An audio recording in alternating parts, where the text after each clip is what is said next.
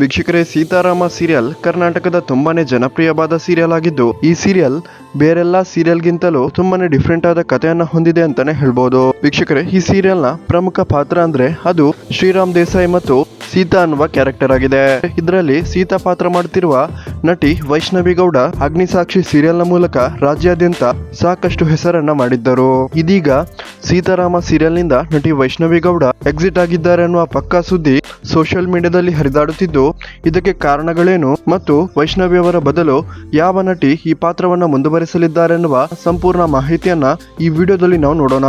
ಅದಕ್ಕಿಂತ ಮುಂಚೆ ಯಾರೆಲ್ಲ ಸೀತಾರಾಮ ಸೀರಿಯಲ್ ನೋಡ್ತಿದ್ದೀರಾ, ದಯವಿಟ್ಟು ಈ ವಿಡಿಯೋಗೊಂದು ಲೈಕ್ ಕೊಡಿ ಮತ್ತು ಈ ಸೀರಿಯಲ್ ನ ಬಗ್ಗೆ ನಿಮ್ಮ ಒಂದು ಅನಿಸಿಕೆಯನ್ನ ಕಮೆಂಟ್ ಮಾಡಿ ತಿಳಿಸಿ.